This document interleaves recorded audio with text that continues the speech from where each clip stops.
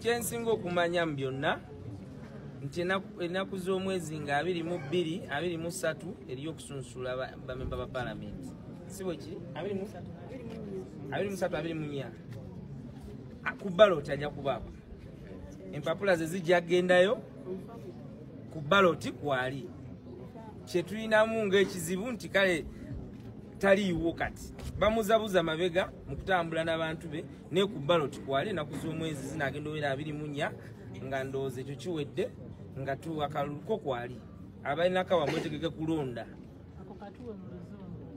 I think nomination of members of parliament is supposed to be on the 22nd, 23rd, 24th. 22nd, 23rd is when the nomination of members of parliament is supposed to be taking place. Luckily enough, Alex Wise from Fumbiro, we are lucky that after the vetting and the process of his party, National Unity Platform, he has the party ticket. So he has the party ticket for Nakawa East, and he will be on the ballot paper. Come by 23rd, when they are closing, he will be on the ballot paper as a candidate on behalf of National Unity Platform, Nakawa East, to contest for that position of Member of Parliament. Let's not have, these gimmicks take us down, but we have to be strong. We have to be strong, the citizens, the people. This that is happening everywhere. It is not only happening here to our comrades, it is happening everywhere. So many people are in jail without any cases, but 1 year, 2 years, 3 years, 4 years, and so many more. Therefore, we only have to be strong, fight this. This is the road to freedom. It is painful, but it has to be. We have to walk the talk until we get our freedom. Thank you very much. Oti bagitulekedde ne batuula mu ofiisi zaabwe zizi era bali wano batuwulira ne basalawo obutajja mu ofiisi mu chambers mu open courtroom. Ndowooza bata eddembe ly'Abannayuganda bannaaye temubatunuulira ng'abantu ba NUP. Bwe mu mateeka gali blind, amateeka tegalaba bano abasibe nga bawagizi oba bakulembeze be NUP, gabalaba nga Bannayuganda. Mumanye nti muliwo okusaavinga ggwanga lyonna era omusolo gwabo bwe kubatuuzizza mu ntebe ze musigaddemu ne mubalaata. Okuba nti eggwanga litandise okubalaatira mu ddembe ly'abannansi olw'ebyobufuzi oba olw'endowooza yaabwe ng'ate balina kuweereza bonna, nakyo tulina okyetegereza. Ensonga lwaki nga bannamateeka tugenda kuwakanya ensonga ezebbiri. Oyinza okubaako ensonga z'otuwa abali eruzira lwaki tobaleese, naye twagala omuwaabi wa gavumenti atuwe ensonga lwaki atuleka mu kkooti nga ensonga ezikwata ku ddembe ly'abantu bano lituuse mu maaso g'omulamuzi. Si ekyo tugenda kireka bulesaawo kubanga kagenda kuba kagenderere. Tujenga mu kkooti bo basigale mubalabye mu ntebe zaabwe nga beewuuba nga zeewuuba nga bannaffe. Kizibu kye kiri mu ekyo. Njagala nnyonze munnamateeka wabaawo ensonga naddala ey'amateeka nsobola okugiteeka ku mmeeza.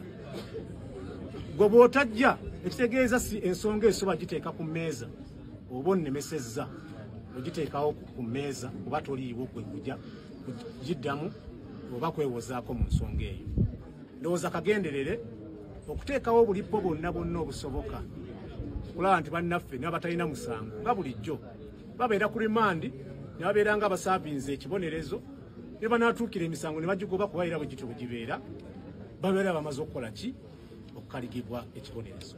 Tugenda kivumirira, tugenda kiwakanya mu buwandiike mu Law Society kino ekibaddewo olwaleero. Ate byonna conduct ya state okwe twatandika. Sebitiibwa bwebyo wansi mu ddakiika ndala. Nze nsaba basibula abaana baife kubanga bazira musango. Nze nvuira Busoga idinda wakitaka buli lunaku. Bulabayiko bakooti twaida enkomera twaja. What is that money? Sente tetukozesanga bulindo. Lwaki Museveni tatulingamu? Bawulira abasirikale.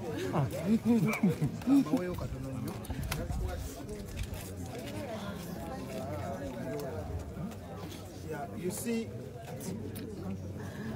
yali tukkiriziganya nayo kubanga koti beesigamyeko ffe tulaba mu mateeka tebiriyo. Waba ogamba nti omuntu olw'okubanga muto oli gwe yeeyimirira lwa myaka 2 oba emyaka 3 anti kakati gwe agala okweyimirira olina emyaka 4 naye omusibe alina emyaka 42 oba 43 tokkirizibwa kumweyimirira. Tekikola makulu kubanga ne ssemateeka yakyusibwa ne batugamba nti omwana ow'emyaka 18 abeera muntu mukulu adult asobola okwesimbawo n'afuuka pulezidenti w'eggwanga. Kakati omuntu aba asobola okufuuka pulezidenti w'eggwanga ku myaka 18 ogamba otya nti omuntu ow'emyaka 3 ow'emyaka 4 tasaanidde kubeera student kweyimirira muntu nti olwokubanga oli amusingako emyaka 2 kivaawo mu mateeka ekyo. N'ebirala of course bamanyi nti bye bakola tebiriyo kyobudola abeekwese mu ziofisi zaabwe ne beesibirayo ne bagamba nti bazze ku Zoom tebawadde ensonga lwaki n'abasibe tebaliwo wano kubanga bamanyi kye bakola kikyamu. Ne kye bagamba nti kakati abantu bano bwe bateebwa bajja kgenda batataganye okunoonyereza okuli ekavule. Kunoonyereza ki okuli ekavule? Waffe tubeerangayo era bwe baba bagamba nti balina okunoonyereza kwe bakola bakukola ddi era bwe bakola emusiini yayonoonebwa ddala kuba buli kanako abantu bayingira emirimu egy'enjawulo gigenda mu maaso n'ebirala.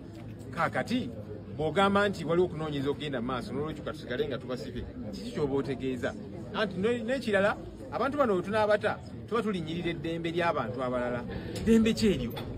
Mbadde mmanyi ababba ssente y'omwomusolo awe balinyira eddembe lyaffe kubanga ssente ezo zirina okuzimba enguudo naye ababba ssente batwalayo bamala ennaku 3 ku 5 ne babata. Kati abo bewaali badde olemerako in public interest kubanga bagenda kubba ssente endala naye bano mubeesibyeko nti bagenda kukyankalanya eggwanga batya kikye mutegeeza. Anyway eno ye persecution kwe kutuntuza kwe tuzze twogerako. Ekirungi nti bannaffe bano bagumu bagamba tebalina musango gwe bazza era bagamba tulemereko era nga 22 tugendako mawo wano tugambe nti kati waveewo olwekwaso oba mugamba nti atulesa abantu abato tujja kuleeta ab'emyaka gya Mwai Museveni emyaka 89 kubanga weebali namugamba nti nemwagala abakadde balina okweyimirira abantu bano tumanyi waba kijja mu mateeka naye tugenda kukomawo nga tugamba nti abantu bano bateebwe oba investigations temunna